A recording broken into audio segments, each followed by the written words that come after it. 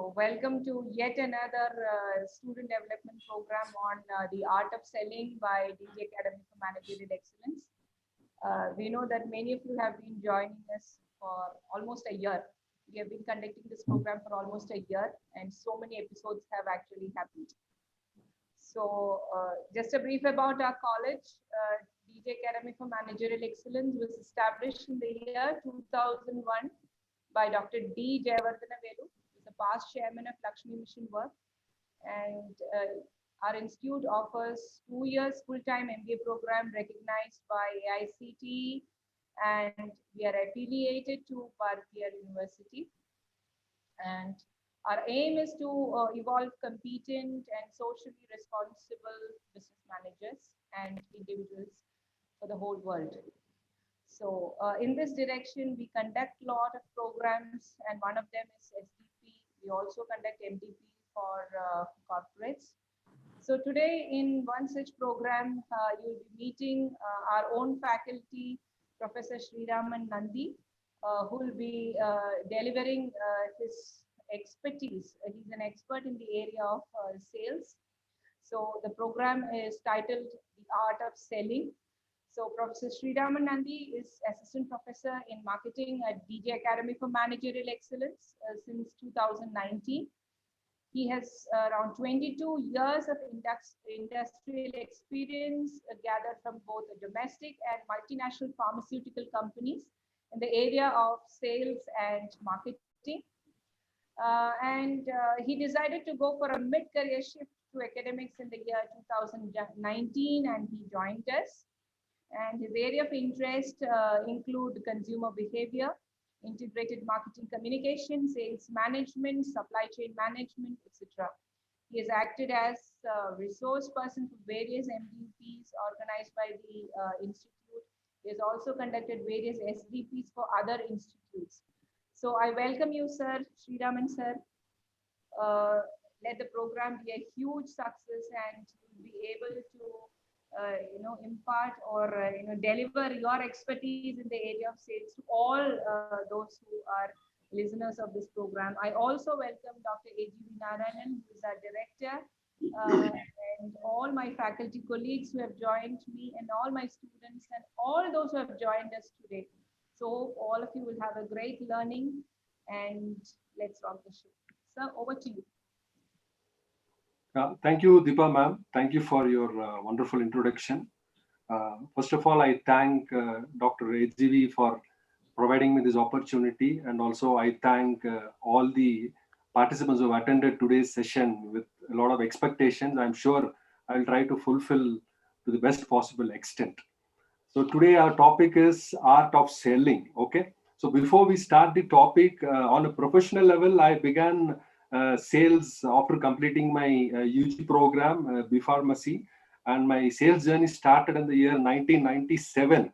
And I used to sell pharmaceutical products, and for some time I used to sell insurance, mutual funds, etc. And subsequently, as ma'am was mentioning, I decided to move for an academic career. Okay, so if we have to say a book's definition of sales, sales is nothing but we will be assisting someone to buy our offering to satisfy someone's personal need. Okay, and sales is not that easy. Okay, it's not that easy. Why I say it's not that easy is because most of the sales people, once they start continuing their sales, they just burn out and they get exhausted and they stop training themselves. So because of that, sales becomes easy. Sales becomes difficult at some point of time. It's not that easy. Okay, and most importantly in sales, we all should know one thing, right? We have to invest in relationship. Once when you invest in relationship, you are going to build a very big sales career in the future. We have to remember that. Okay, and everyone over here is a sales people, right? Whether we are a men or women, we all are. We all are very good salespeople, right? And for example, as a child, we used to convince our parents to get that candy or the chocolate or that ice cream, right?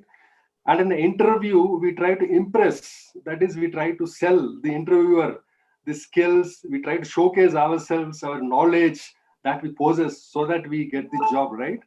And also when we wake up in the morning, right, we have a lot of thoughts. Should I go for the gym or to a park to a jog, or should I get back to the sleep, right? So here also we try to sell the thoughts to ourselves, right? So sales is something we have been doing since from our childhood. Okay, with this brief introduction, let me just start sharing my slides. Just give me a moment.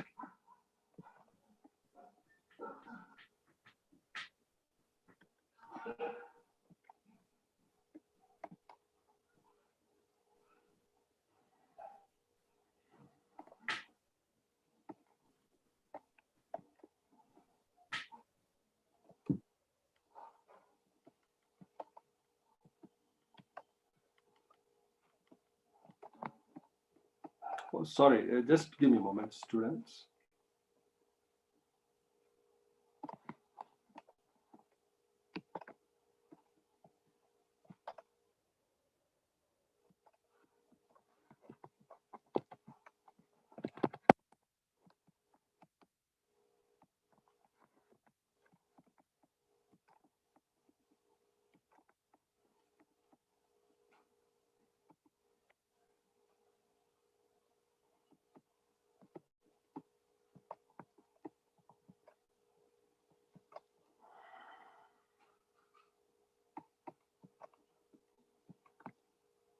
Yes, I'm here with my presentation.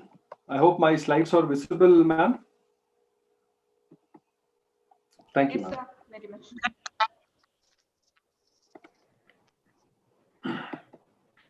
So most importantly, if you want to know, if you want to win over this world, one single skill what we all require is, we all should require that skill of sales. Okay, right? So with this, let us start, right? So how to master the art of selling? So before we get into the our basic subject, we all should understand who is a potential customer. You all know, right? We used to play the dart game, right? So in the dart game, when you just aimlessly throw the arrow, no, what happens? It just moves away from the target, right? So therefore, the possibility of hitting the target is nil. So similarly, in sales also, understanding your customers is very important. So please understand this basic thing. Second thing is, these are a few words which needs to be used very carefully when you are actually into sales, right? Because at times when you are in sales, when you try to use the words like cost, price, etc., no, the customers on the other hand, they try to think, right? Oh, this guy is trying to sell me. This guy trying to put a lot of pressure on me, right? So instead, start using the words like total investment. I think many of you must have come across when someone is trying to sell an insurance, or when someone is trying to sell another product, right? And try to avoid using the words like down payment, because when moment you say the down payment, it actually strikes a fear with the prospect. So instead of that, try to use the words like initial investment, and try to avoid using words like monthly payments, because already we all have enough monthly payments, right? Someone has to pay for a house rent, someone has to pay for an EMI, someone has to pay for many other things, right? So instead, try to use the words like monthly investment. So try to avoid using the word buy, because always know it gives pain for us for buying something. For example, if I want to buy an iPad, oh my god, ipad, it's costing for me a lakh of rupees, it's a pain, right? Instead, no, I want to own an iPad. Yes, I want to own an iPad. It's a pleasure, right? So try to avoid these words, and try to avoid words like cheaper, right? Moment when you say something is cheaper, it's something like it gives you less value, it gives poor quality. Instead, try to use words like more economical, right? And of course, try to use the word problems. Moment when you say there is a problem, the prospect might think, oh, there is a hurdle, right? So always try to use the words like challenges. These are few words for aspiring sales professionals. You need to choose carefully when you are into your career, right? And these are some of the skills. See, there are two skills. One is your soft skills, and another one is a basic skills, right? Soft skills is something which you can actually learn by getting into a lot of training, right? Your communication, your ability to work in teams, your adaptability, etc. No, these are all soft skills which you can always learn. But there are basic essential skills which is very important for each one of us. That is, we need to know to communicate with one another, right? And this is a continuous learning process. For example, reading or writing, right? And to have some kind of basic arithmetic calculations. Most importantly, in this globalized economy, speaking a foreign language and using an electronic information communication technology is very important. So these are yet another skills which is required to evolve as a sales professional.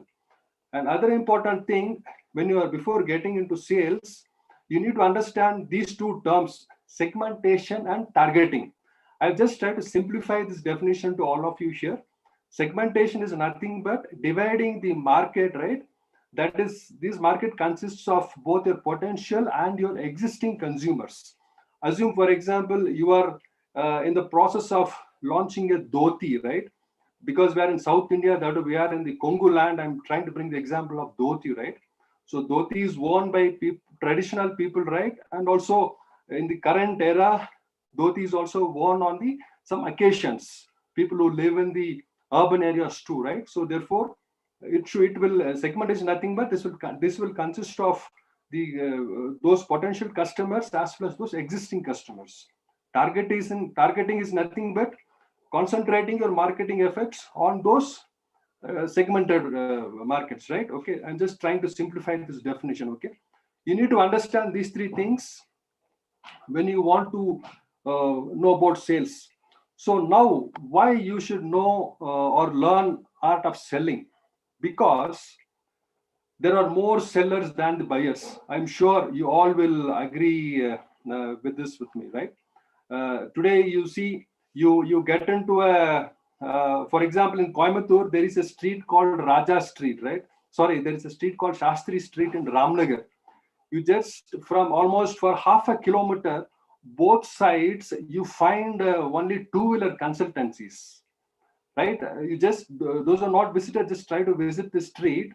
I think there should be more than 300, 400 consultancy shops, but you will not find so many customers every time who are searching for a used two-wheeler there. So this is the scenario today. There are more sellers than the buyers. So definitely, if you are a seller, until you don't know the art of selling, you cannot convince your buyer. Okay, that's something very important. And today you have demanding customers. Basically, you should understand the difference between a demanding customer and a difficult customer. Demanding customer is one who takes away a lot of her energy, right? He keeps asking questions. Even though he's fulfilled with his need, he's trying to squeeze you. Whether have you stopped giving some information? He keeps asking questions, right? He just totally drains you with all his energy, right? And a difficult customer is one who makes you actually impatient, right? He tries to irritate you. He makes you impatient. Okay. So today you have you have demanding customers. You take whichever category you want. Very simple. You just go to a Chennai Silks with your mother or with your sister or with your spouse. You just ask them to buy a sari, right? You see, at times you just wait and see the live scenes there. There are few customers who will just take away a few selections and move away, and there are few other customers who will actually demand a lot. Sir, why there is do you have a border like this? Do you have a border like that? Do you have this color? You have that color, right? So today's customers are demanding, whether let it be your any business, right? Customers are demanding, right? And other important thing is today sales requires great preparation. See, without preparation, nothing can happen. So when I say sales requires great preparation, first and foremost, you need to have goals. You need to have objectives. You need to have strategies. You need to have plans. You need to have activities. So what are goals? Goals are nothing but the place where you want to achieve, right? So today I have started a cool drink business, right? Which is giving a revenue of maybe 10,000 rupees. Maybe down the line, 1 year, I want to generate a revenue of 1 lakh rupees, right? So the goals, right? Objectives are nothing but how you are actually taking your goals towards this accomplishment, right? And of course, strategy is nothing but the methods, what you use to accomplish your goals. And plans are nothing but how you actually basically plan your strategies towards accomplishing your goals. Activities are nothing but your daily action plan. In sales, one thing we all should remember is we need to have a daily action plan. Sales is all about numbers. So moment before the day starts, you should be in a position, what was my number yesterday, and where will I be reaching today, right? So you need to know how you're actually progressing on a daily basis. So it requires great preparations today if you want to be a very successful salesperson, right? And you need to develop that mindset of sales people, right? So moment when you see some successful sales people, see they are very ambitious, they are highly courageous, they are passionate, they're committed, and their learning agility is something we just cannot ignore, right? They keep learning newer and newer things. So in sales you need to develop this kind of mindset, right? For example, I will try to give you one simple example which I have come across in my sales career. So when I was a medical representative in a pharmaceutical company, my company provided some antiseptic creams, right? Basically, it's a povidone iodine ointment, which is basically used to dress the wounds, right? Which had an expiry of some 6 months. It was a 30-gram pack. Company thought it was a sales pack 30 gram, it will expire in 6 months. Company thought, why we should waste all this? Instead, let us try to distribute it as a physician sample to the doctors. So I had a doctor in a hill station, and he's a very close doctor to me, uh, very friendly, very close doctor. So moment I completed the call, I just gave this sample to him. Before giving, I conveyed him, sir, I have a request. I have carried with me a 30-gram tube of povidone in ointment, which is having a short expiry of maybe 6 months. So would you mind using it, or else it'll go on waste? So I just conveyed it. I never waited for his reply. As I conveyed, I just placed it on his table. So my manager was accompanying me in this call. So this doctor immediately saw me and he just asked me, how dare you can place me a sample which is just 6 months expiry? Do you think we are here to exhaust your wastages? At the moment, I was totally shocked because he was such a close doctor to me. He was such a friendly customer to me. And I never expected this reply from him. I was totally shocked and stunned. And that was my second year in my sales career, if I remember properly. And my manager just saw me, and he just kept for a moment, and he just asked, sir, can I have a glass of water? And they provided him a glass of water. He took that water and he just went into the discussion. It was a very daring discussion, and it was a courageous discussion. It's because that passion. That's what I mean. That mindset should happen. Moment when a customer tries to reject you for something, see, customers are first. I don't deny that. But at the same time, when customers are rejecting for certain things, you need to try to explain them why you have done this act, or else you'll just once again go and sit in your that cocoon, right? In such tougher situations. That's what I say. You need to be ambitious, you need to be courageous, you need to be passionate, you should be committed, and your learning agility is something, it's very important. Okay, so once you have set a very clear goal, you have a very clear mindset, right? So that you can just pass on with the journey comfortably, right? So this is a one of the beautiful quote which I came across. The greatest danger for most of us is not that our aim is too high and we miss it, but it is too low and we reach it, right? So why I'm bringing this quote here is, this is typically what happens in sales, because moment when you receive your targets, you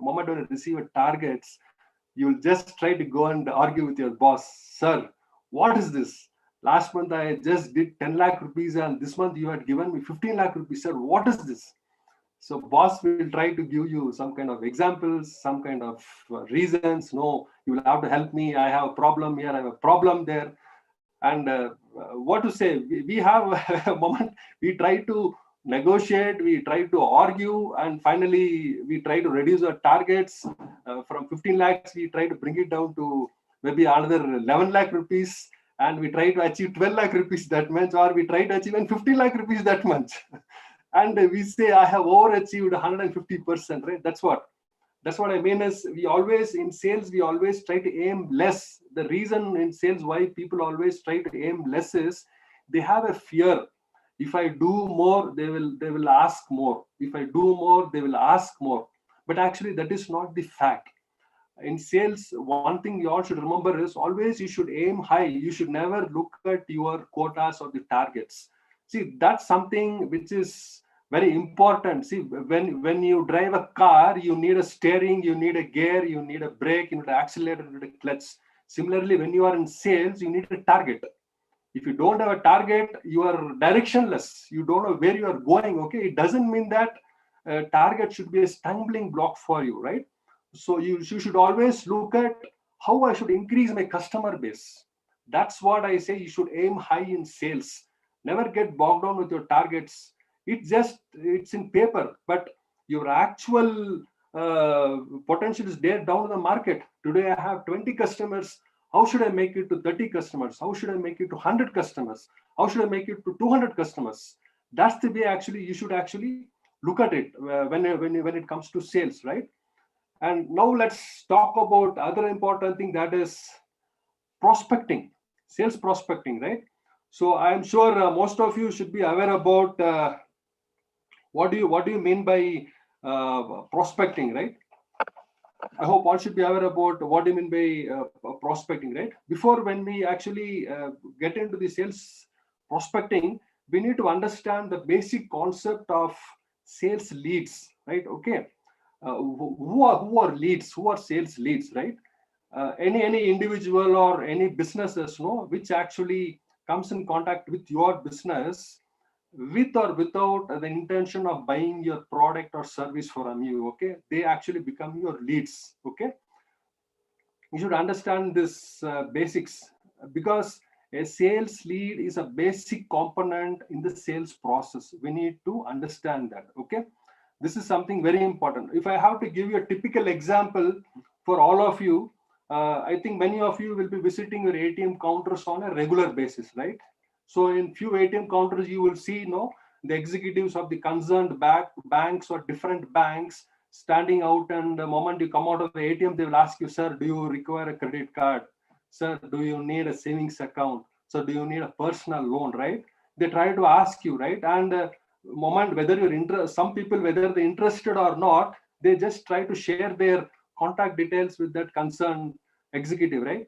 So you become a lead. Okay, maybe in future, who knows, maybe 1 or 2 years later, or even few months later, this person might call that executive, hey guy, you do remember me? You just met me in this particular ATM. I need a credit card.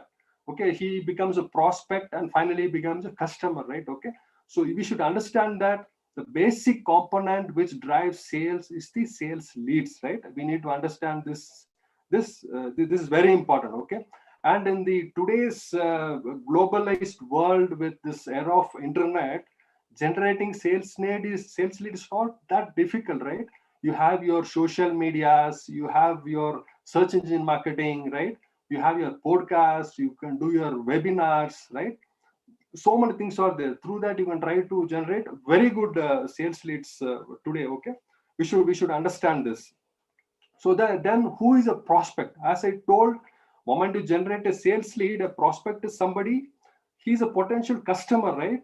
He or she might fit into your product criteria, right? He's a potential customer. And who is a customer? Who purchase your product, right? He is your customer. Okay, so this is the basic funnel, right? When you are getting into sales, how you generate sales lead, this is a basic concept. You need to understand this. Okay, that's one. And other important thing you all should understand, salespeople don't sell actually. They influence the people to want to buy their products. I'm sure You all will agree on this. I'm sure you all would have experienced it in your day-to-day life also, right? Uh, so many students are here. I'm sure many of you must have visited KFC, right? Many of you must have visited KFC in the Brookfields malls or wherever it is. So you go to KFC, you stand in the queue in the billing counter, and you say, I want this particular, I want a rice bowl, right? I want a chicken rice bowl. So moment this guy says, sir, you buy a chicken rice bowl, it will cost you 130 rupees.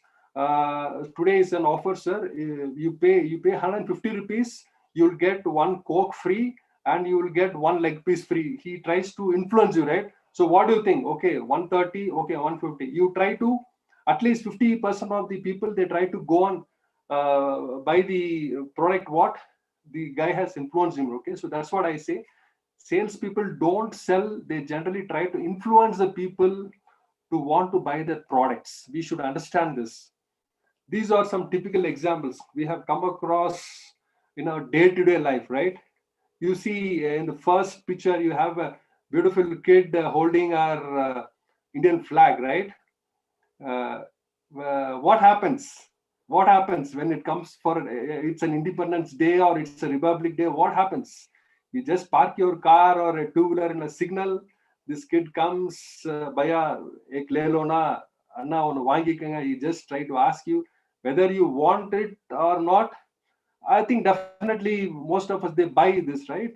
He just tries to influence you. Not only that, today if you go to any traffic signals, you will find these people know these kids and younger boys. They try to carry a windshield washer.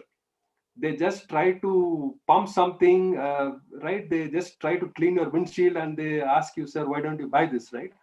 uh, we will be just looking at it. Should I buy? Should I buy? Should I not buy? Is it quality? It's of not quality.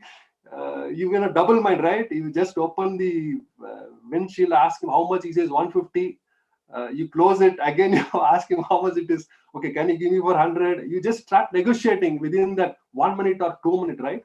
And you see here, you have one beautiful lady who has displayed a lot of vegetables there, right? You must have gone to buy a tomato or an onion, right? Then she will tell, why don't you buy this carrot? Today it's at just 20 rupees. Yesterday it was at 80 rupees, right? It happens everywhere. And I will tell you, again, I can bring one example here. In a place called Tirupur in Tamil Nadu, in front of a pediatrician, I used to see uh, a sales guy used to display a lot of toys in front of his clinic. He used to display a lot of toys in front of his clinic. So whenever I used to go and visit this doctor, I used to just sit down and just watch him, and I just try to observe him. What's happening over there? Moment the kid has taken an injection in the doctor's clinic, he or she comes out of crying, right? So moment the dad and the mom, what they do is, come, I'll buy you something, right?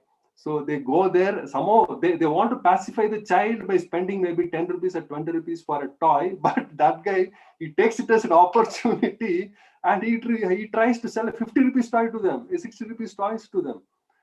It's That's what I say. Salespeople just try to, they just influence you to buy, whether it is a street vendor in the or a vegetable seller, or a door-to-door salesman, or a car salesman, right? How many of us, when we went and bought a car, we actually bought the car what we wanted? I think definitely 20-30% people must have landed buying a different car than what they wanted buying. When I wanted to buy a car, maybe some 20 years back, I wanted to go and buy Maruti 800. My budget was only for 2 lakh rupees. So moment I went and saw this Maruti 800, this guy explained me the car, everything, and finally he told, "Sir, why don't you look at this Maruti Alto? You need not buy, sir. Why don't you just have a look at it?" And moment he just showed that car, and he just explained me a few features and benefits, and it was costing me 40-50,000. I thought, okay, I can manage that budget, and finally I landed up buying an Alto car. This typically happens with most of us. So salespeople should be like that. That's what I mean. You should know to influence your customers to buy your products. It's very important. And of course, sales strategy, right?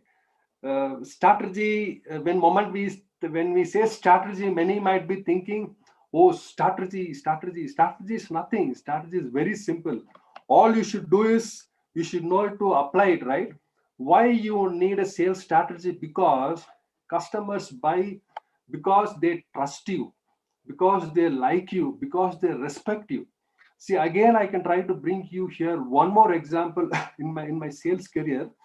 There is a tea estate called Chamra's Tea Estate in this Queen of Hills, Nilgiris, right?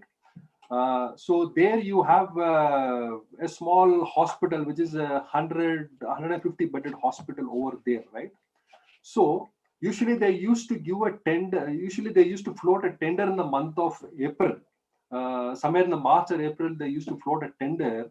And from December onwards, you will see a lot of pharma sales guys actually going, visiting that concerned purchase officer, the doctors, one time, two time, three time, 10 times, right?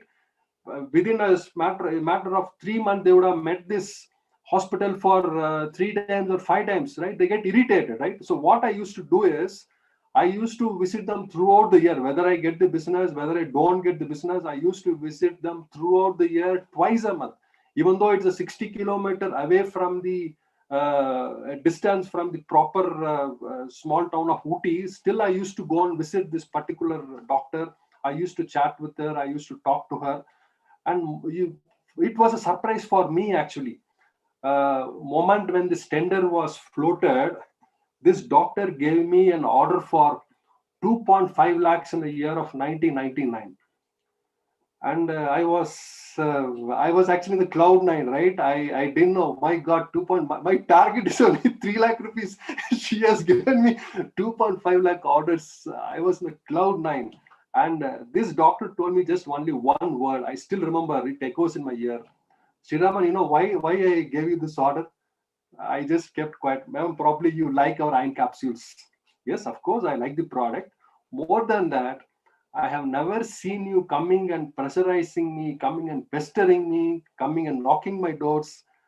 I just like the way you met me, you approached me. That's the reason I'm giving this order. I think that's what I mean, right? So I came to know, okay, this 1 year I have built the trust. I built a trust with this concerned customers. I given that kind of likeness, right? She has liked me, right? And she has got respect for me, right?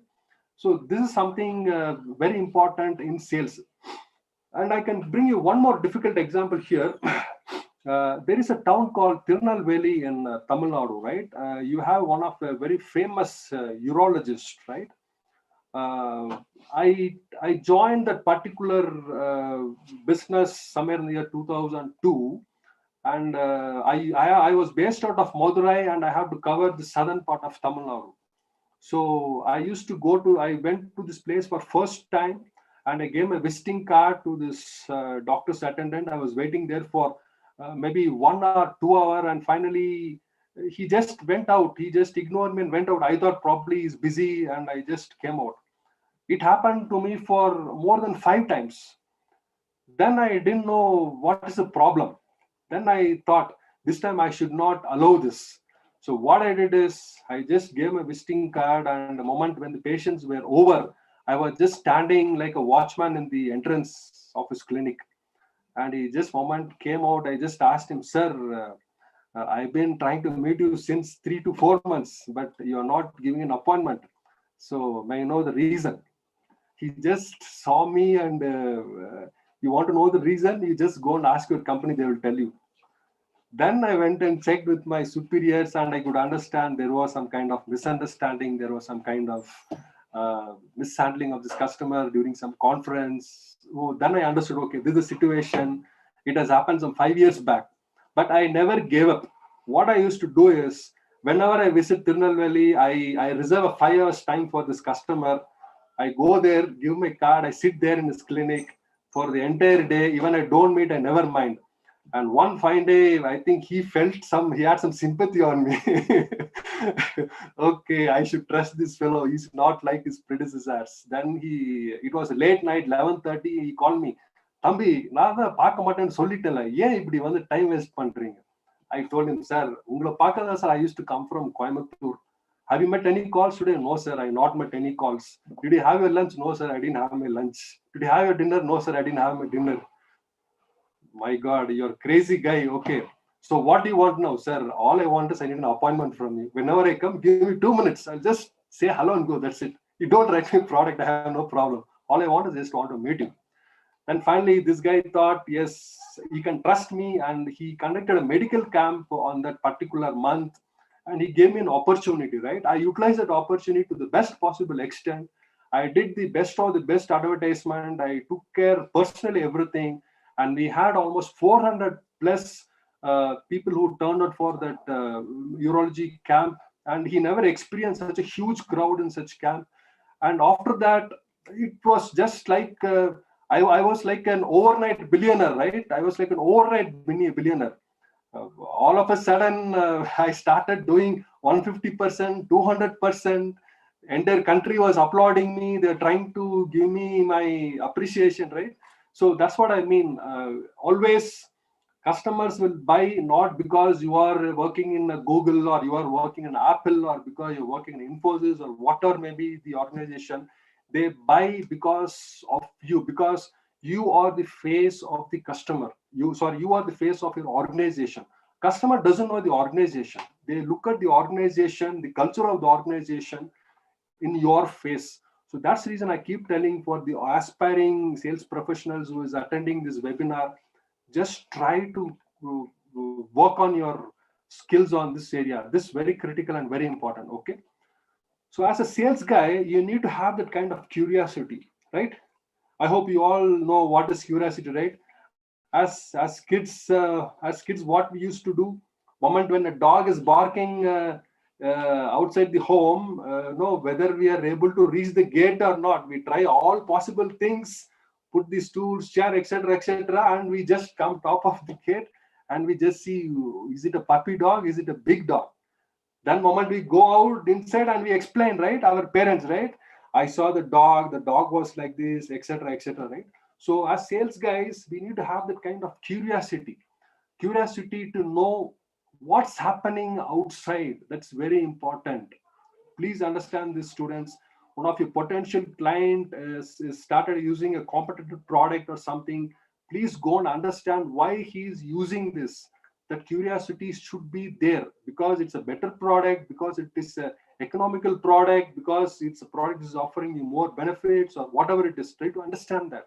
So always you should have that curiosity to learn about your potential client, and also you should have the curiosity to learn about your product every time. That's very important. Curiosity is something very important because curiosity will give you that kind of positive anticipation in whatever you do, and also it gives you that kind of enthusiasm, right, in whatever you do. Okay.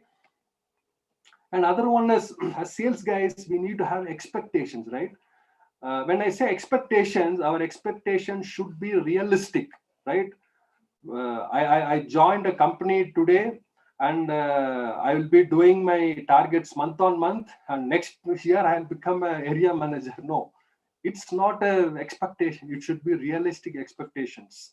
Because why? Because why I'm reiterating on this, because whenever you go on in sales, when you meet 10 customers, at least 50% of the customers will say no, right? So you should not get disappointed. That's very important, right?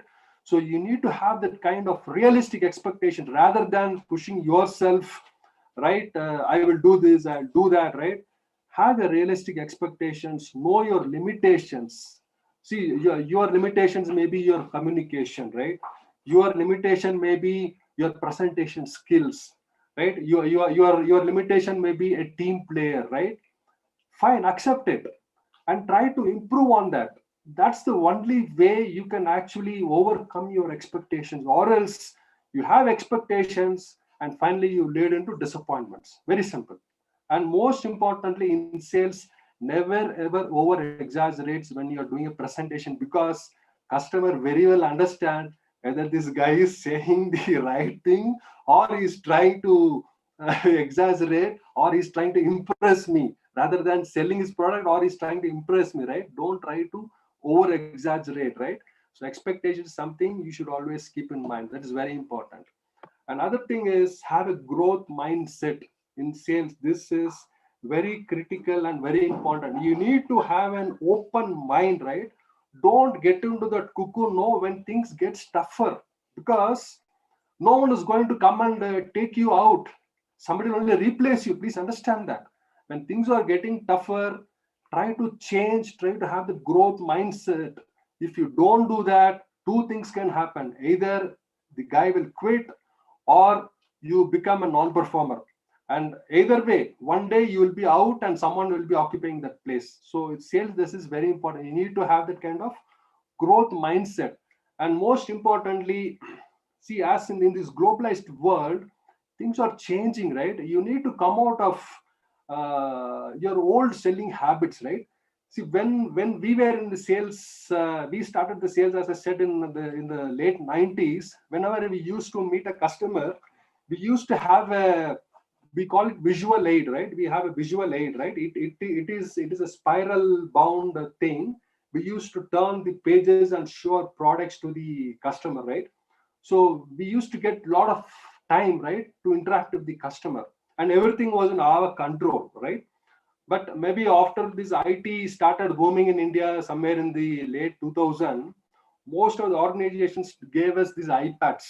They gave us these iPads, and we have to do our presentations through our iPads. The problem with this is we are not familiar with the iPads. We don't know how to navigate. We don't know which button to press, because moment we go and meet a big customer, we get panic, right? So what we do, we just go there, show this, sir, thank you, sir, and we just come out. Actually, you are wasting your time there. That is very critical, very important. So sales is something which is evolving, and it will keep evolving in coming days. So we in sales, one thing you should understand, you should welcome the change. You should have that kind of growth mindset. And most importantly, quickly, you should keep changing your old selling habits, right? Keep on improving your selling skills. This is very critical in sales. That's very important. Okay. And other important thing is performance. When someone has got, when some of your colleague or somebody has got a great award or something, because they have performed, right? Because it's because of the performance. So if you have to perform, you need to do two things. Basically, one is you should practice. Very important, right? Other one is you need to review your new skills, right? So today my company has provided me an electronic gadget to promote my product, right? Am I okay with this? Should I improve on my navigation skills? Am I okay with the operations, etc., right? You should keep reviewing yourself on your new skills, what you have. And also you should keep practicing on this, very important. And as sales guys, I will try to tell you one important tip. Each one of you should have an elevator speech, right? An elevator speech is something, no? Even students are here, right? As students, you need to have an elevator speech about yourself also, right? Moment you are, for example, you are attending a telephonic interview, and they are saying, okay, quickly introduce yourself, right? You cannot just go and think around, right? When they're asking, introduce yourself, right? You need to have it clear with you, right? I'm so and so, this is my background, this is what. Similarly in sales, you need to have that kind of elevator speech. Maybe a minute or a 2-minute speech, because many times when customers are in a hurry, when you're not in a position to show your promotional aids, or when you're not able to do a physical demonstration, at least you should be in a position to connect with the customer, right? In terms of giving some kind of speech to him, right? So performance is very critical. This will happen only when you practice and when you review on your new skills. This is very important, right? So from the sales professional point of view, you should always ask yourself these 4 basic questions. Okay. So where are we today? Where we should reach? How can we reach there? What can be done to reach there, right? For example, For example, today you have started a business of soft drinks, right? You have started a business of soft drinks. Okay. So today, where are we today?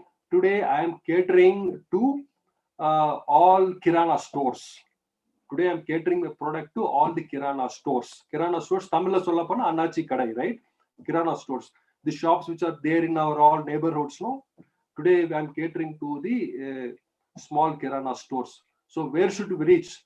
I should reach to the big departmental stores like Nilgiris, like a Kannan departmental store, or like a Reliance Smart, or whatever it is, right? I should reach there. Okay. How can we reach there? So you should find out how can I reach there, right? So how can I reach there? If you have to go and reach there, what you should do? You will do 2-3 things, right? You will try to go and meet the concerned purchase manager. You will just try to negotiate with him on the quantities, right? And you will try to negotiate with him on your qualities, on your offers, on your benefits, right? And finally, what can be done to reach there, right? So these are some of the basic questions as sales professionals you all should ask yourself. Where are we today? Where we should reach? How can we reach there? What can be done to reach there? If you just work on these 4 questions, you take it from me, students, you will never fail. You will definitely achieve the goal what you have set in. Okay, that's very important. And other important thing in sales is you need discipline, right? See, discipline is something which is in our control, right? It's this absolutely, there is no bargaining on this. Discipline is very, very important in sales, because if you can have a discipline, you can achieve many things. One is you can be more productive. That's the first thing. Sales is what all about how productive I am. How can I increase my productivity, right? When you are disciplined, you can increase your productivity, right? And of course, discipline, as it is mentioned here, it is a bridge between your goals and accomplishment, right? Never mind, you have traveled throughout the day. Next day morning, you have a call at 9 o'clock. Please go and do it. Just don't go out with some excuses. No, I travel, I cannot do. Let me postpone my appointment. Let me get it done on some other day. No, discipline is something very important when it comes to sales, students. This is something which is in our control, and it's a continuous process. It's not that I learned to be disciplined today, it will continue. No, discipline you have to run on a day-to-day basis. It's a continuous process. And also try to have a success journal, right? See, first and foremost, as I told in the past, your clients are always first, right? So you need to put your client in the first, and you should be able to learn and adapt to every selling situation. See, every customers are not the same. We should understand that. So if you want to be really a successful sales person, right, you need to learn from each and every situation, because you can actually recollect, okay, last time I faced this problem with this particular customer, so how did I overcome that? So tomorrow when you face similar kind of situation, you can try to actually implement those tactics or those strategies, and you can win over, right? So therefore, a success journal is something very critical when it comes to sales. Don't don't think it's waste of time.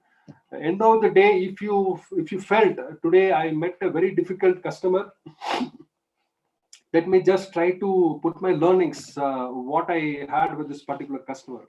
I'll try to give you one example for you over here. See, I used to sell a vaccine for cervical cancer, right? I used to sell a vaccine for to prevent cervical cancer, right? So I had a very difficult customer, and the customer was using my competitor product. She was using the product, but she was using the competitor product. She was not using my product, right?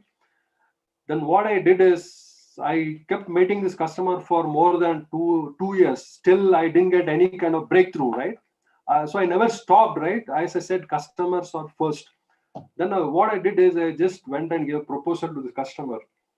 Excuse me, ma'am, it's fine. You are not using the product, but I thought, why not I create some kind of awareness to the general public who are coming to visit your office. about the importance of preventing the cervical cancer. She said, "Oh yeah, it's a good idea. So what are you going to do in this program?" I said, maybe in a week, a day or two, we will come over here. We'll try to give some education pamphlets, right? Education leaflets to the people who visit your office, so that when they read this, they come to know about why it's important to prevent cervical cancer. So she said, it's a good idea. We told, we are not going to disturb your OPDs. We'll just do this, and we'll just sit in a corner and do it. And every Tuesday of the week, we used to spend there for almost 3 hours. And we used to give this in person to the people who are visiting the clinic, right? And we used to see, people sitting there. Some will read, some will fold it and keep, right? Some will just keep it like this. But what happened is, over a period of time, uh, this concerned practitioner told us, your campaign is working very well. We asked her, how, madam? She told, no, at least on that particular day, at least 2 or 3 customers are coming and asking me about this particular vaccine. And they're trying to know about this vaccine. And they're coming for vaccination. So when those people come for vaccination, she used to give our product. Are you getting it, right? So that was a big breakthrough, and it was a big achievement for us. So what we did is, we try to implement this particular strategy in many of our clinics in the regions where we used to cover, and actually it was a huge success, and finally it became a national strategy. Okay, so that's what I mean. When you have a difficult situation, fine, you solved it. Try to make a note of it, so that whenever you face a difficult situation in the later period, you will actually learn from this, and you can actually overcome this, right? And other important thing in sales is, you should understand your customers, right? See, most of the customers today, they make assumptions based on the previous experiences. Oh my god, where are we going for lunch? We are going to this hotel. Oh my god, no, never. Last time I went to that hotel, it was absolutely pathetic. There is no cleanliness. Even the quality was not good. Ultimately, we had to pay a lot of money. Absolutely, it's totally waste, right? That's something. And most of the customers, they draw global conclusions based on few experiences. If I have to give a typical example, now is the current COVID vaccine, right? There are so many vaccines available, right? Many people are still reluctant to take one particular vaccine, because they say globally, no, this vaccine has caused some blood clot, it seems. This is creating some heart problem, it seems, right? No, that's what I mean, right? So customers, they try to create most of the assumptions from previous experience, and today in the globalized world, they try to draw conclusions from the global scenario, right?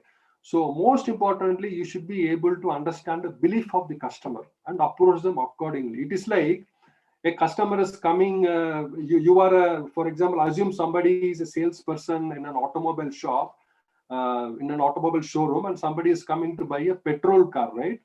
Somebody is coming to buy a petrol car, and you have a pressure of selling a diesel car, right? So what you will do, you will try to explain the petrol car, and then what you will do, you will try to convince him on a diesel car. Sir, why don't you buy this car, sir, this will give you more mileage. It is 10 rupees or 20 rupees lesser than petrol. It gives you more power, right? It has very good resale value than your petrol car. You try to do every possible thing with the customers, but basically the belief of the customer is, diesel will cause pollution. Diesel cars are having high maintenance, right? Diesel cars are heavy to drive, right? Right? Petrol car is eco-friendly. Petrol car, even you park it for years together, it will start, right? Maintenance free, right? This is the belief of the customer. But what the sales guy is doing, without knowing the belief of the customer, he is actually pitching a wrong product. This is what happens in the sales. In sales, basically, what happens is, we have our priorities. I have to sell this product. I have to sell this product. In that course, we actually forget the belief of the customer, and we try pitching a wrong product to the customer, putting all our efforts, energy there, and finally we become a failure. And finally we mention, this is a useless customer. This customer is not our customer. He's a competitor customer. We actually neglect a potential customer because we have not done enough homework to understand, to profile the customer, to understand the belief of the customer. I hope I could able to communicate to you students. So basically, please understand the belief of the customer. This is very important in sales, right? And of course, your sales presentation is very important. Make relevant presentations. It's not that oh, I have to impress this customer, I'll have to do a 1 hour presentation, I have to do a half an hour presentation. No, make relevant. Let it be even 2 minutes, 1 minute, 5 minutes, never mind. Make a relevant presentation, be precise to the point, and keep the customers comfortable. Sales presentation requires a lot of practice. If you want to have a very efficient and effective sales presentation, as I mentioned, you need to practice, and try to have a script. If you can practice with the script, you can just like that, you can just keep moving on, right? That's something. And other important thing is create a connection between the product and the prospect, right? It is like you wanted to sell a you wanted to sell a washing machine to a husband, right? And you wanted to sell a suit to a spouse, right? So you need to have to create the right kind of connection. That's what we say. That's what they used to say. Whenever you want to sell an insurance product, try to have the decision makers together. Never try to sell an insurance product separately to the spouse or separately to the husband or whatever it is. Try to have the decision makers. Certain products requires that kind of connection between the product and the prospect. Okay, that's very important and very critical, because most of people, they just miss this criteria. Somehow they wanted to do this call, somehow by hook or crook we'll have to complete this call. Okay, that's critical. And physical demonstration, right? Never ever hesitate to do a physical demonstration of your product. See, for example, again I can try to bring you one more example here in my from my sales career. We used to sell a antibiotic called nitrofurantine, right? It's a capsule. Basically, it is used to treat urinary tract infections. So it comes in a bottle of 30s, right? So when I used to go and used to go and meet the customers, what I used to do is, in that capsule we have the drug inside with a technology, right? It's with a different technology, right? So what I used to do is, I used to go in front of the customer, I used to just open that capsule, take the drug in the hand and just show him. So it's this is what it is. Okay, it actually worked. It actually helped me, I'm telling you. So demonstration is very important. See, for many of you must have traveled in bus. When you go to the bus, what happens, right? You see a guy with so many pens, right? He has so many pens here. He has a pen here. He has a pen there. Then what he says, and he just looks at the customer. Moment you are with you look like an executive, right? He just come to you, sir. You will require a black pen. You require red pen. See, both are here, sir. When you travel in the night, you need a light. See, there is a torch here, right? Getting it? Okay, sir. You can just keep very comfortably in your pocket, right? It's so elegant, right? He tries to that physical demonstration. That physical demonstration is something very important in sales. Well, because why physical demonstration important is, actually when you are actually demonstrating your product to the customer, you are actually allowing your customer to experience, even though the customer is somehow the customer is experiencing the product some way or the other.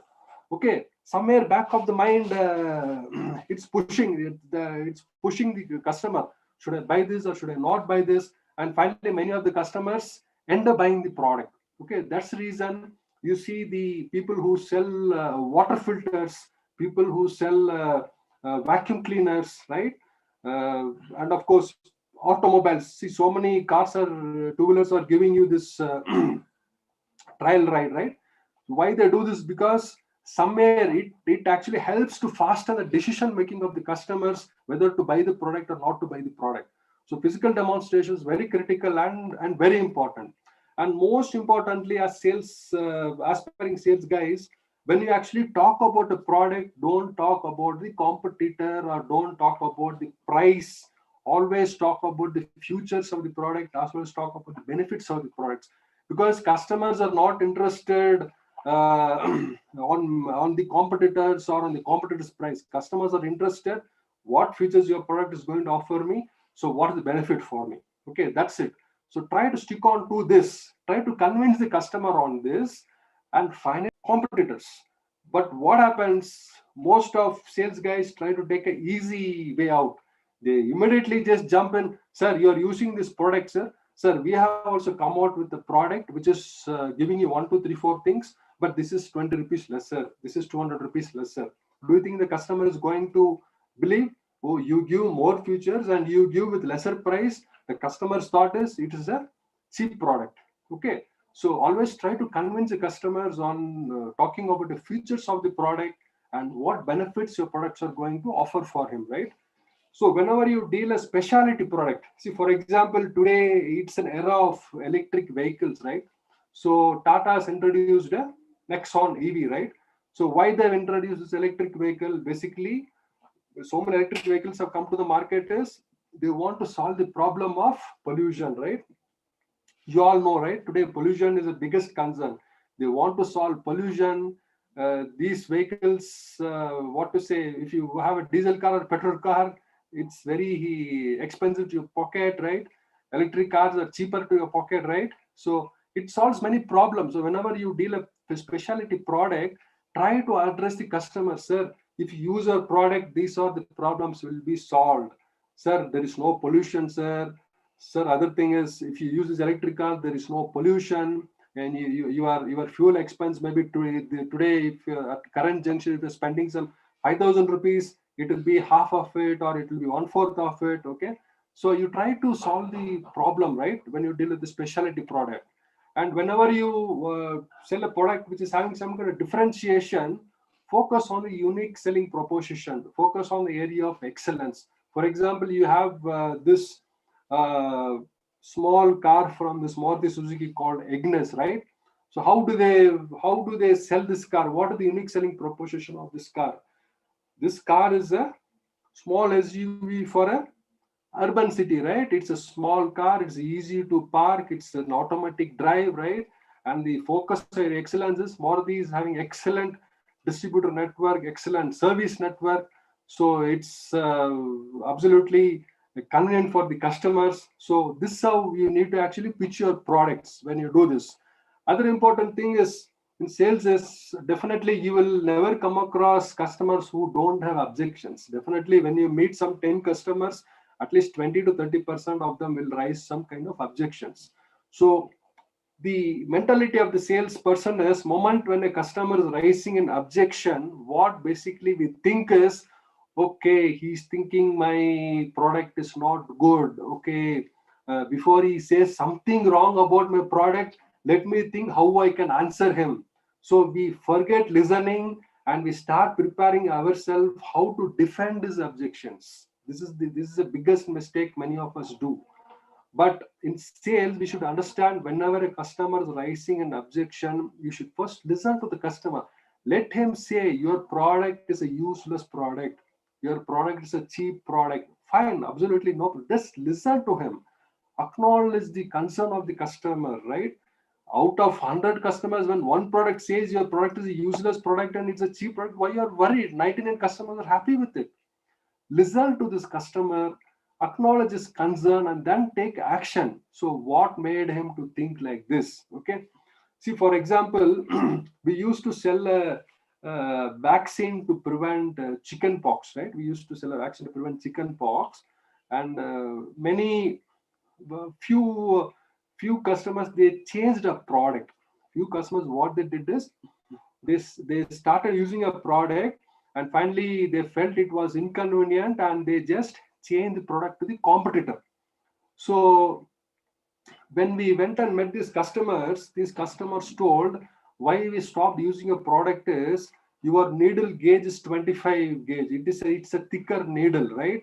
Maybe for foreign babies who are chubby, this thicker needles are fine. It will create less pain. But our Indian babies, many babies are not that chubby enough, right? So we need a little thinner needle. So that is not offered in your vaccine. Okay. So many babies are having that pain. So absolutely for us, that's very important. So that's the reason we have changed it. Okay. So It doesn't mean that he has stopped using the product because he has not liked the product. He has stopped using the product because he had a problem, he had a challenge. Okay, now take action, what to do, right? We try to convey it to our organization. Our organization told this is a global batch for the entire world. This is the only batch which goes. We cannot prepare customized needles for individual countries. It's not possible. So what we did, we took action. What we did is, whenever we supplied this vaccine to the concerned clinician, we try to supply equal number of spare syringes as per the need of the clinician. If he says, I want 23 gauge, I want 25 gauge, we used to supply those syringes, right? So when they vaccinate with our vaccine, they used to take that big syringe, they used to have the small syringe, and they will have to vaccinate it. We just overcame it. Or else what would have happened? Oh my God, this is a world-class product, and this customer says it is paining for babies, and if you have ignored that customer, you would have lost the sales. So that's what I mean. Whenever a customer raises an objection, listen to the customer, acknowledge their concern, and finally take action. How to overcome that, right? Okay. And of course, whenever you are segmenting in the initial slides, I talked about segmentation and targeting, the basics in sales. Whenever you're segmenting your customers, uh, which segment can benefit from the product, you should be very, very clear about it. Okay. And of course, who can buy and pay for it, that is also very, very, you should be very, very clear about it, right? Okay. For example, today you have in Dairy Milk, you have got this new chocolate, right, called Dairy Milk Silk. Do you think how many parents can able to afford a 80 rupee Dairy Milk Silk to their kids? No, right? So that's the reason what they're trying to do. They're actually trying to segment it for the elderly, I mean for the adult people, right? For that's the reason you see, so many ads. You see grown up kids or grown up adults coming for this Dairy Milk Silk. Okay, so you need to appropriately segment and ensure that your product is actually benefiting that segment, and most importantly, they can pay for it. If they cannot pay for it, your segmentation is absolutely going to be no use. And finally, when you're completing your sales, your sales closing becomes very important. Okay. Whenever you close a deal, never show the desperation, because moment you start showing desperation means you're putting pressure on the customer. You just understand this. You show desperation, your customer pressure increases. When customer pressure increases, rejecting the deal, right? The probability of rejecting the deal also increases. Even if you have a desperation, never try to express it out. Okay, don't show that kind of desperation. Let the customer decide, should I buy your service or product or not? If he says no, I don't want, question him, sir, why you don't want to buy a product? What's the reason? Is it costly? Is it not up to your expectations? Or do you feel the quality is not okay? Or do you feel it doesn't fit to your need? Try to ask relevant questions so that no, you can actually be very clear whether he's a potential customer or not potential customer, so that appropriately you can spend your time in different customer, right? Okay. Let the customer decide. And of course, there are some psychological tricks, right? Moment the sales guy will say, sir, today if you buy, we have this 20% offer, but when you buy tomorrow, this offer is not there. So he's putting in a fix, right? Finally, what happens? You end up buying the product. Okay. And of course, just reiterate on the items the customer is hopefully planning to purchase in the sales, right? And of course, bargaining power of the prospects. Many times the prospects are on the higher side, right? Okay. For example, you go to vegetable shop, he says 1 kg of tomato is 20 rupees. Then you say, no, I will buy 5 kgs, he give me for 15 rupees. What he says, sir, no, sir, it will not come, right? You try to bargain, or you win or lose. Other thing, what will happen? We will go and check all the typical examples. We all are with the smartphones. We go and check the prices of the smartphones in the online. Then we will note down each price. Then we'll go and visit Purvika, ask what is the price of this phone. Then we'll go and visit Chennai Mobiles. We'll ask what is the price of this phone. Then we'll visit different mobile shops, right? And finally, we end up buying where it is cheaper, right? That's what the bargaining power of prospects is. So this case, sales guys can't do anything, okay? And as I mentioned, you should know to close with a question, because when you close a sale with a question, either you will be very clear whether he is a potential client or am I targeting a wrong client, so that you don't waste your time there. You can put this precious time in somewhere else. Okay. So with this, I'm coming to the end of this session. I hope it was useful. If there are any questions, you can ask me.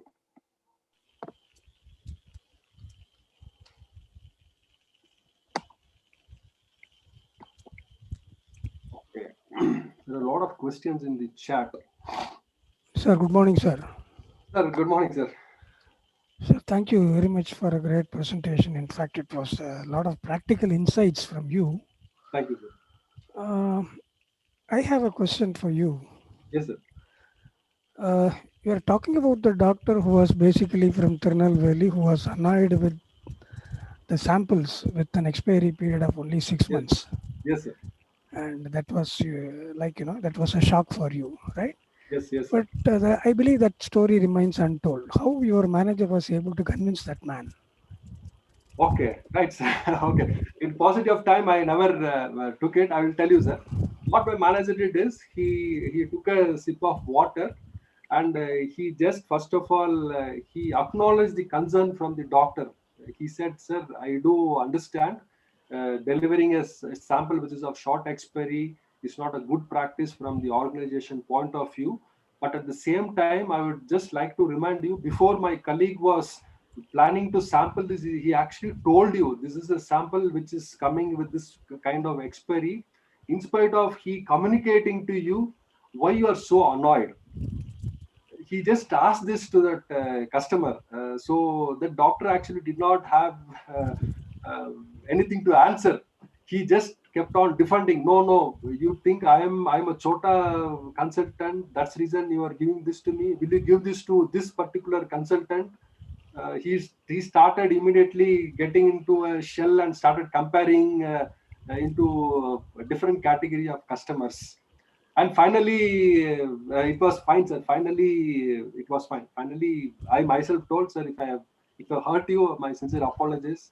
My manager also told this, and finally, actually, he started consoling us. No, no, no. It was a situation, never mind, no problem. And finally, he took the samples. Great, excellent. So I have a few more questions that I will talk to you later. I will make sure, for others to ask the questions. Thank you. Thank you. Thank you, sir. Ma'am, there are a few questions in the chat. I will take it, madam. Yes, sir. Please, sir. Should I read it out for you? No, ma'am. I will read it, madam. No problem. So, Okay. why conferences is ad and sales prospecting? Because conferences is ad and sales prospecting, because in conferences you get people from different domains, right? From different places, from different countries. So, moment when they visit your stall, you have tried to have a register over there where they actually can give their contact details, etc. That's the reason conferences are excellent places for prospecting. And according to you, what is the nature of selling, like trade, business, or profession? Sales is a profession. Always proud to be a sales professional, right? Uh, knowledgeable and okay. In this Corona pandemic, in this Corona pandemic, uh, How can we yes, aware to people for vaccination? Maybe he's asking how can you make people understand about vaccination? That is persuading people to take up vaccine. Yes. in this Corona pandemic, how can we aware the people for vaccination? Yes, of course. In this Corona period, first and foremost, we should give an awareness about what is COVID. What is COVID? So many people are actually. I did a few live shows and some local TVs. In live interaction, what I understand is many people are actually not even understanding what is this COVID. Okay, so basically we should create an awareness. What is COVID? COVID means it is a it's a virus. It's a viral disease.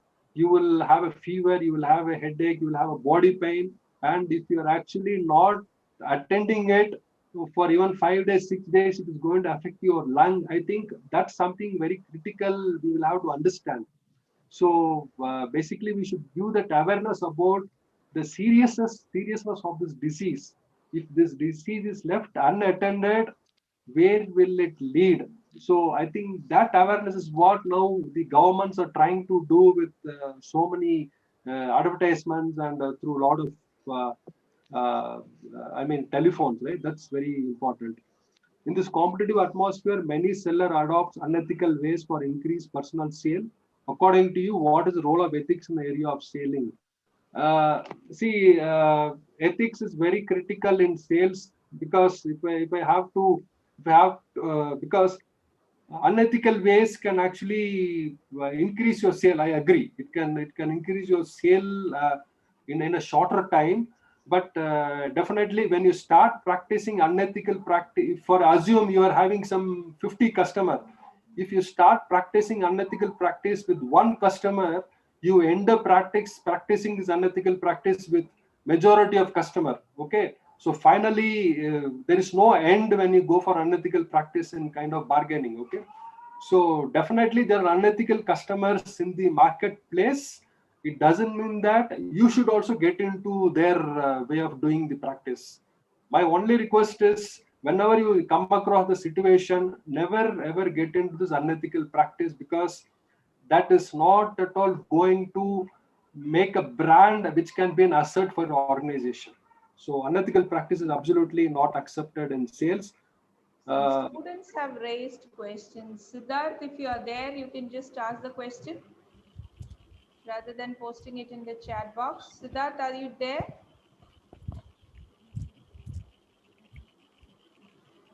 Okay, Siddharth says the problem, what happens when salespeople start to ask questions around the process of qualification or disqualification, budget, buying authority, etc., etc. Siddharth, if you can come and ask, I'll be able to understand the questions. Yes, the question is a bit lengthy. We're not able to figure out what is in your mind. Okay, someone has asked, in recent budget they have procured 35,000 crores for vaccines. So absolutely no comments on it, because this is something related to the health ministry. Sir, I have got one more clarification, as there are no questions from the students. Yes, sir. I would like to recollect the quote by Peter Drucker. It says that the aim of marketing is to make selling superfluous. What is your take on that? Sir, I didn't get you, sir. Aim of marketing is to Make selling superfluous. We okay. don't require sales guys at all, because marketing is so good, you don't have to sell the product. So you are talking about the art of selling. When the marketing is so good, Yes. so it says that selling is not necessary. That is said by none other than the Okay. Drucker. So what is your take on that? Yes, sir. I think here it actually depends on the countries where we live, or the situation. Because in my opinion, marketing is required for internal customers.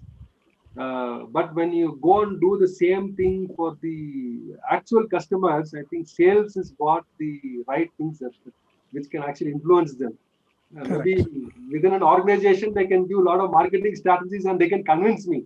Correct. But I cannot apply the same marketing strategy to the common man out there in the market. I will have to do my own sales strategies there. I think that's where I think that it differs. Maybe in developed countries, probably people are well educated, or they know many things. Probably they will be able to take it. I think in developing countries and in countries like us, I think it will not happen, sir. Fine, sir. I get it. Any question from the students? Yeah, I think students, if you have any question, you can post it or you can ask your questions. And I request all the participants to please register your feedback so that I'll be able to process your certificates. Sir, I Please have give one more your question. right Can I ask you, email sir? ID. Please, sir. Please, sir. Sir, you are also emphasizing the necessity of building a trust. Yes, sir. right? That is from the company as well as the salesman's point of view, the Yes, sir. people who are in touch with the customer and also the company. Yes, sir. But I'm quite surprised to get a news Ah, sometimes back, couple of weeks back. okay. It's a report from Financial Times. Okay. It's like, Nestle admits that more than 60% of the product, the Yes. so-called products from the portfolio of foods and beverage, Yes. are not healthy at all. Yes, So sir. what kind of trust that, I don't know what is the exact, what is going on? Why a company such as Nestle is, knowingly, offering a product which are not really healthy? Okay. Okay.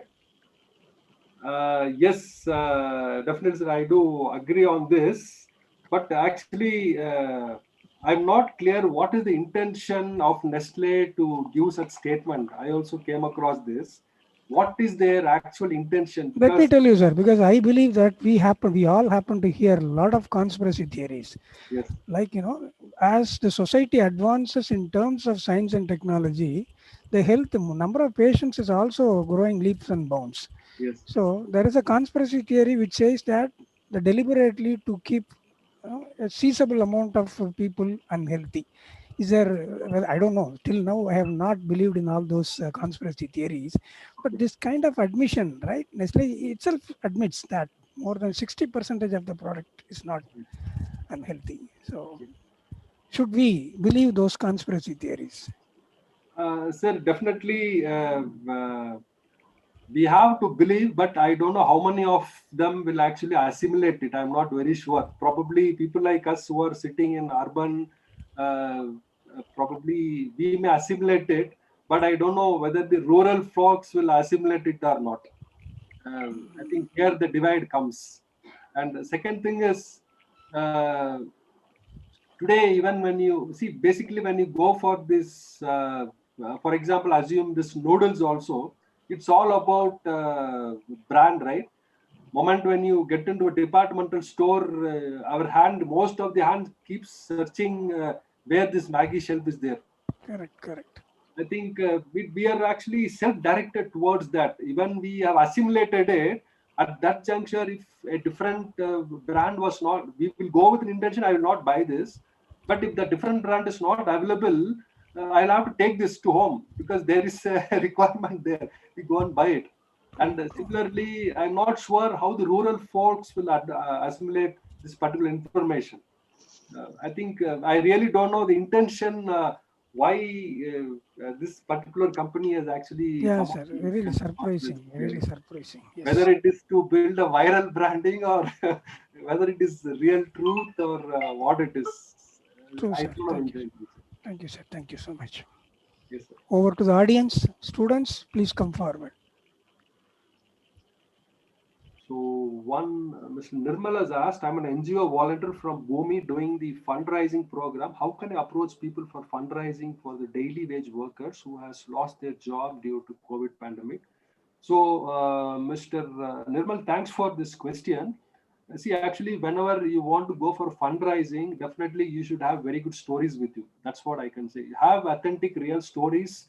If there are so many daily wages people who are actually suffering because of a loss in wages, try to listen to them, try to take their stories, and through that, try to approach the people, right? So, definitely, it will help you.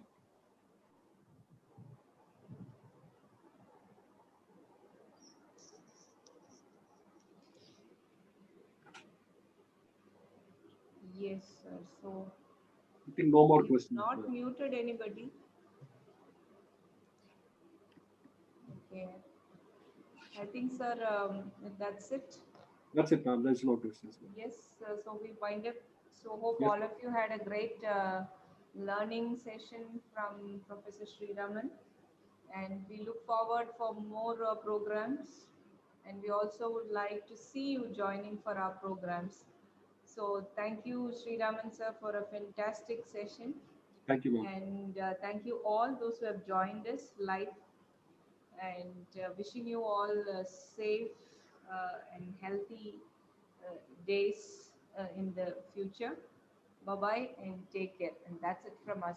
Please don't forget to give us your feedback so that we can process your certificates. And please give the right email IDs. Thank you so much. Thank Bye-bye, you. all of you. Take care. Thank you.